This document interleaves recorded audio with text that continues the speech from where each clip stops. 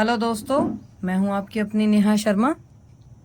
कल हमने टॉपिक किया था महाराणा प्रताप।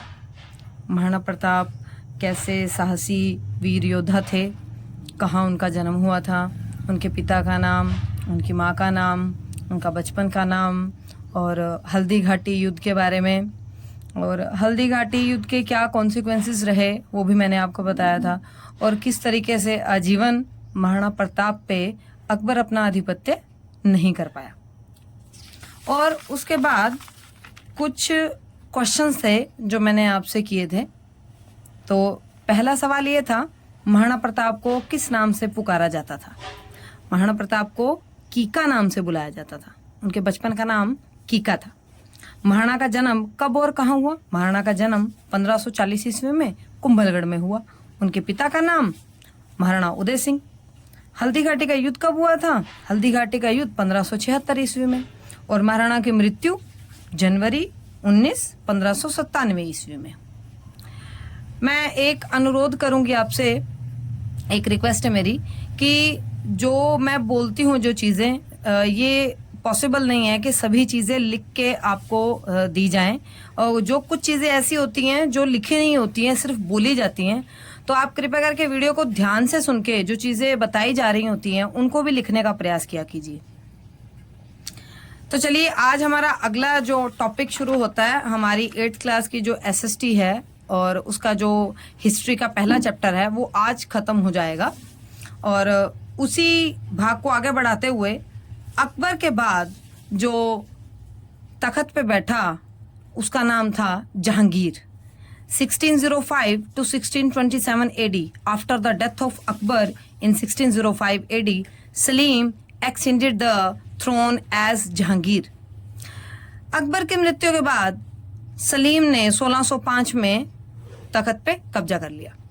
वो तख्त पे बैठा। पिता की मृत्यु के बाद पुत्र ही बैठता है, तो वैसे ही जहांगीर भी बैठा।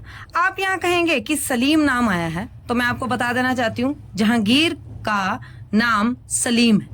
जहांगीर को ही सलीम नाम से बुलाया जाता है। ऐसा कहा जाता है कि अकबर के कोई संतान नहीं थी, तो उसी संतान की कामना करते हुए अकबर जो अजमेर में सलीम चिश्ती की दरगाह है वहां पहुंचे। वहां उसने मन्नत मांगी। मन्नत मांगने के बाद जहांगीर हुआ, तो जहांगीर का नाम उन्होंने सलीम चिश्ती के नाम से सलीम रखा। आगे आते हैं। He wanted to become emperor in his father's time, he got killed Abul Fazl. देखिए, वो जब उसके पिता जिंदा थे जहांगीर के, यानी कि अकबर जब जिंदा था तभी वो तख्त पे बैठना चाहता था, गद्दी पे बैठना चाहता था, परंतु वो ये कर नहीं पाया क्योंकि अकबर बहुत सबल राजा थे। उन्होंने ऐसा होने नहीं दिया।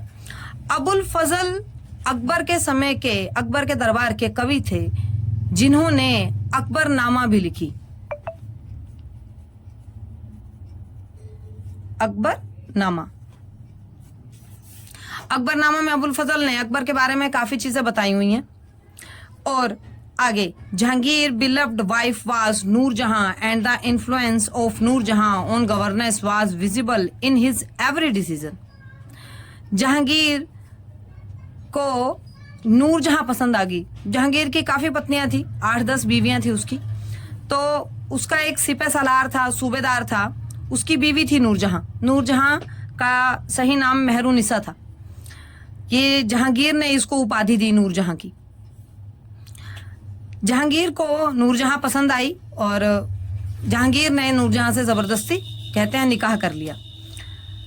अब जहांगीर के सभी डिसीजंस में, जो भी वो एडमिनिस्ट्रेशन में लेता था, प्रशासन में लेता था, उसमें नूरजहां का पूरे रूप से सहयोग होता था। ही executed the 5th Guru Arjan Dev. Jahangir ने ही सिखों के 5वें गुरु अर्जन देव जी का कत्ल कर। Shahjahan 1627 to 1658 AD, Jahangir's son Shahjahan ascended the throne in 1628 AD. He was very ambitious and had revolting during the father's time to become the ruler. Shahjahan ने भी अपने पिता की तरह ही, जैसे उनके पिता ने अपने पिता के होते ही वो चाहते थे सिंहासन पे बैठना, वैसे ही शाहजहां ने भी विद्रोह शुरू कर दिया जहांगीर के खिलाफ, क्योंकि उनको भी सिंहासन पे बैठना था। In his time, temple of Banaras, Prayag, Kashmir and Gujarat were demolished. Shahjahan एक कट्टर मुस्लिम हुआ उसने अपने समय में बनारस, प्रयागराज, कश्मीर और गुजरात के मंदिरों को तहस नहस किया, उनको तोड़ दिया। Shah Jahan fell in 1657 AD due to which the war of succession started among his four sons Dara, Shuja, Murad and Aurangzeb. अब शाहजहां जो है वो बीमार होना शुरू हो गया क्योंकि उसके चारों पुत्रों में युद्ध होने लगा सिंहासन को लेके। देखिए, कहते हैं हिस्ट्री रिपीट्स इटसेल्फ, कि इतिहास अपने आप को दोहराता है। तो जहां जहांगीर अपने पिता के होते हुए सिंहासन में बैठना चाहता था, वैसा ही कुछ शाहजहां भी चाहता था। अब वैसे ही शाहजहां के जो पुत्र हैं चारों, वो भी यही चाहते थे कि पिता के होते हम सिंहासन पे बैठ जाएं। तो शाहजहां के 4 पुत्र थे, दारा, शुजा, मुराद और औरंगजेब। अब इन चारों के बीच में युद्ध चलने लगा कि सिंहासन पर कौन बैठेगा। Shah Jahan wanted to place Dara Shikoh on the throne. Shah Jahan का प्रिय पुत्र दारा शिकोह था, जिसको वो सिंहासन पे बिठाना चाहते थे, क्योंकि वो काफी सहनशील था, टॉलरेंट था, वो चीजों को समझता था, सभी धर्मों को समझता था। दारा ट्रांसलेटेड उपनिषद इनटू पर्शियन।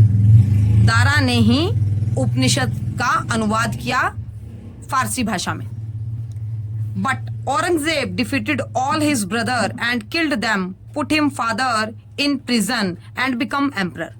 परंतु औरंगजेब ने अपने सभी भाइयों को हरा दिया और अपने पिता को लाल किले में, जो आगरा का लाल किला है, वहां नजरबंद कर दिया और खुद जो है वो राजा बन गया। कहा जाता है कि औरंगजेब ने अपने पिता को अपने भाई का सर काट के तोहफे में दिया था, कि जिसको आप चाहते थे गद्दी पे बिठाना, उसको नहीं बैठने दिया मैंने। औरंगजेब, अब औरंगजेब के बारे में पढ़ते हैं हम। Aurangzeb 1658 to 1707 AD. Aurangzeb became emperor in 1658 AD by winning the war of succession. He was a staunch Sunni Muslim. Aurangzeb तख्त पे बैठा, गद्दी पे बैठा 1658 ईस्वी में। औरंगजेब ने अपने बाकी तीनों भाइयों को हरा के गद्दी संभाल ली। वो एक कट्टर सुन्नी मुसलमान था और जो अकबर ने जजिया कर हटाया था, हिंदुओं का तीर्थ कर जो हटाया था, वही अकबर ने दोबारा से लगा दिया, जजिया कर। आगे बढ़ते हैं। Broke the temple of Banaras and Mathura and built mosque there. Aurangzeb ने बनारस और मथुरा के मंदिरों को तोड़वा दिया और वहां पे मस्जिदें बनवाई। He killed the 9th Sikh Guru Tegh Bahadur. और औरंगजेब ने सिखों के 9वें गुरु का कत्ल करवा दिया। उसके बाद हमारे आज के सवाल का जो सेशन है, उसमें मैंने पहला सवाल किया है, शाहजहां ने किन हिंदू मंदिरों को तोड़वाया? औरंगजेब गद्दी पर कब बैठा? जहांगीर को अन्य किस नाम से पुकारा जाता था? औरंगजेब ने किस सिख गुरु की हत्या करवाई? जहांगीर द्वारा कौन से सिख गुरु की हत्या करवाई? ये आपके 5 सवाल हैं। इन 5 सवालों के आप जवाब कमेंट सेक्शन में दे सकते हैं। और कुछ ऐसे फैक्ट्स हैं जो मैं आपको औरंगजेब के बारे में बताना चाहूंगी। औरंगजेब को जिंदा पीर कहा जाता था।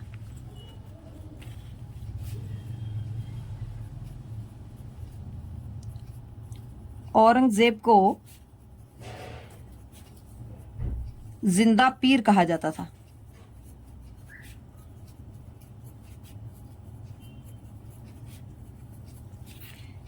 देखिए, आप सोचेंगे कि जिंदा पीर कैसे? देखिए, जितनी भी मुस्लिम मज़ारें होती हैं उन पे पत्थर लगा होता है, परंतु जो औरंगजेब की मज़ार है आज भी औरंगाबाद में है।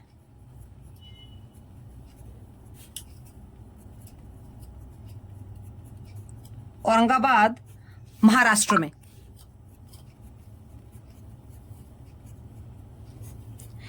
जिंदा पीर इसलिए कहा जाता है क्योंकि जो मज़ार है वो आज भी कच्ची है। ये औरंगजेब नक्शबंदियों के अनुयायी थे।